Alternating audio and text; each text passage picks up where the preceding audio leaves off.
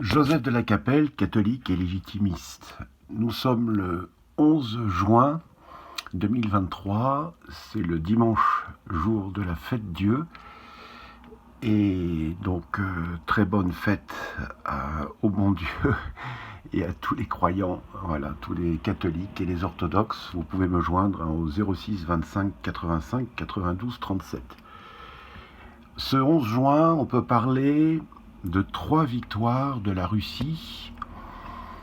Les victoires, c'est pas la guerre, hein. Là, on est engagé dans un combat, somme toute, eschatologique. Mais il y a vraiment 3 points qui sont vraiment importants. Je vous dis tout ça par rapport à mes sources, que je ne vous nommerai pas, sinon on va les interdire.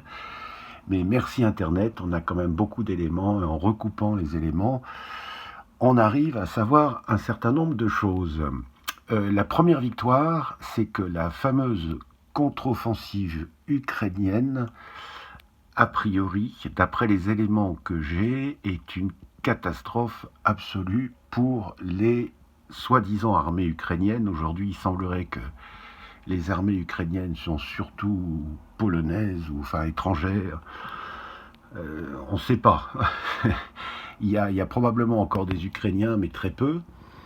Et enfin moi, les éléments que j'ai, c'est que ça a été un massacre pour les forces ukrainiennes. Donc c'est très malheureux, et prions bien pour tous ces pauvres gens qui sont morts dans ce conflit. Et c'est tout ça, on le sait aujourd'hui, c'est à cause d'une certaine philosophie américaine qui est que pour l'impérium américain, et donc la Russie ne soit plus une grande puissance.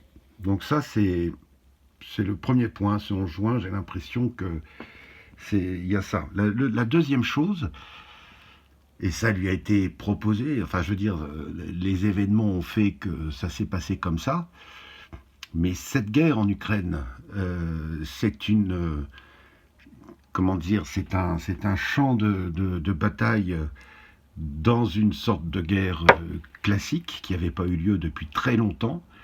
Et ça donne la possibilité à la Russie non seulement de déployer sa stratégie militaire, mais surtout d'expérimenter ces nouvelles armes, les armes nouvelles, et puis les armes qu'ils produisent, etc. Donc, prudemment, M. Poutine dit qu'ils sont en voie de subvenir, mais enfin, moi, les sources que j'ai, c'est que c'est déjà très, très, très conséquent, non seulement par rapport à l'armée ukrainienne, mais par rapport à l'armée otanienne. Donc c'est un champ d'expérimentation pour la Russie en taille réelle. C'est une guerre classique avec artillerie, etc., aviation, etc., qui n'a pas eu lieu de manière concrète depuis 1945. Les Français, les Américains, les Anglais ont fait des escarmouches et sont intervenus sur des pays où les forces étaient moindres, avec des effectifs militaires relativement réduits. Les Américains se sont beaucoup cassés les dents là-dessus, mais on ne peut pas dire que c'était plus des guerres d'escarmouches, des guerres de position, etc. Donc, comme l'Afghanistan, comme l'Irak, etc. Que les Américains, d'ailleurs, ont quand même perdu des guerres, quoi. Enfin, voilà. Donc ça, c'est quand même, ça, c'est une deuxième chose que l'Occident a offert à Poutine. C'était une zone d'expérimentation. Le troisième point, la troisième victoire est beaucoup plus profonde. C'est que la Russie, quand même, est un pays éminemment orthodoxe. Et aujourd'hui, dans le contexte spirituel dans lequel nous sommes, avec un pape qui persécute les catholiques traditionnels et d'autres choses, et qui est souvent dit des choses, enfin il est dans des positions qui ne relèvent pas du pape, il donne son avis, etc. Il n'a pas donné son avis, il doit condamner un pape, il doit préserver la sainte doctrine, recommander aux évêques de donner la bonne doctrine, et il doit condamner les erreurs. Enfin bref, un jour on aura peut-être de nouveau un pape complètement catholique, mais contrairement à Benoît XVI, qui a protégé les traditionnels, aujourd'hui c'est un peu catastrophique quand même, la situation de l'Église d'Occident, l'Église catholique d'Occident. Donc l'Église est une sainte catholique et apostolique, et ça, aujourd'hui, paradoxalement, ce sont plus les héritiers de Saint-André, de Saint-Marc, enfin voilà, donc les quatre patriarcats originels de la Pentarchie, autres que le pape, qui ont gardé à la fois la foi, la succession apostolique, la sacralité du sacrifice de la Sainte Messe. Enfin, ils ne se sont pas protestantisés, quoi. En tout cas, beaucoup moins que les Occidentaux. Et donc, là, c'est une grande victoire aussi.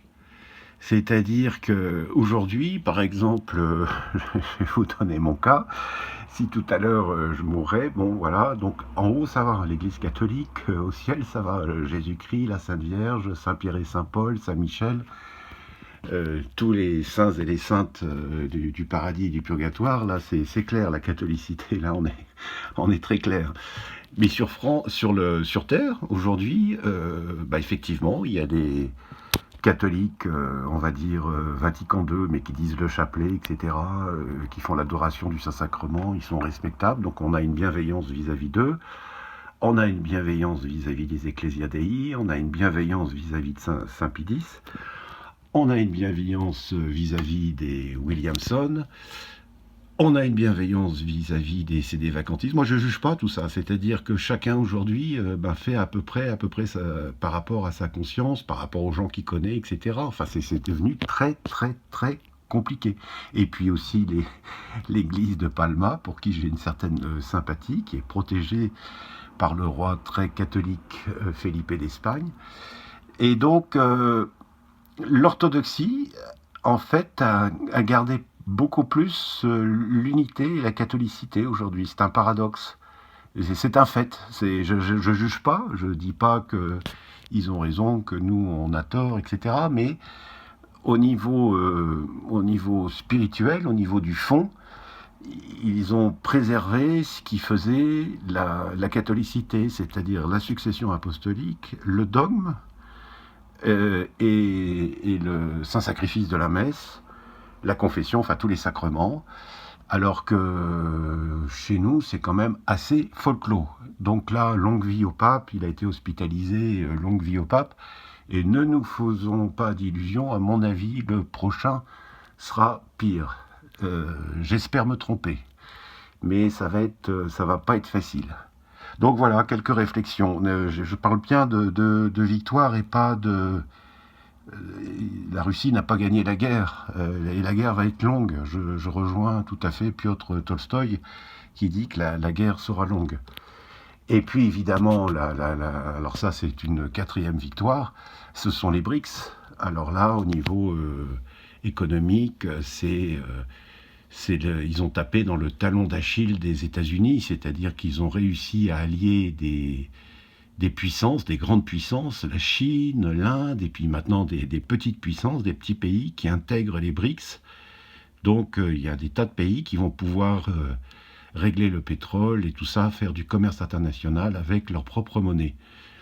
J'ai dit 3 victoires parce que ça fait mieux 3 victoires, mais il y a beaucoup de victoires, et cette victoire-là, c'est entre autres la quatrième victoire, c'est l'importance au niveau international qu'ont ces grands pays. Donc c'est quand même à l'origine, c'est la Russie et la Chine et l'Inde, et l'Afrique du Sud et le Brésil.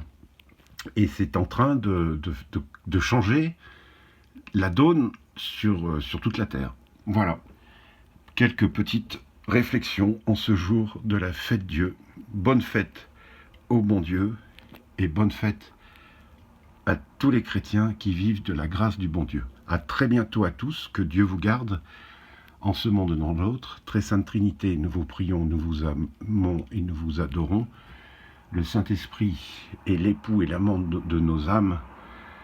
Que Dieu vous garde, notre âme de France, notre âme de Boulogne. Priez pour nous. À très bientôt à tous.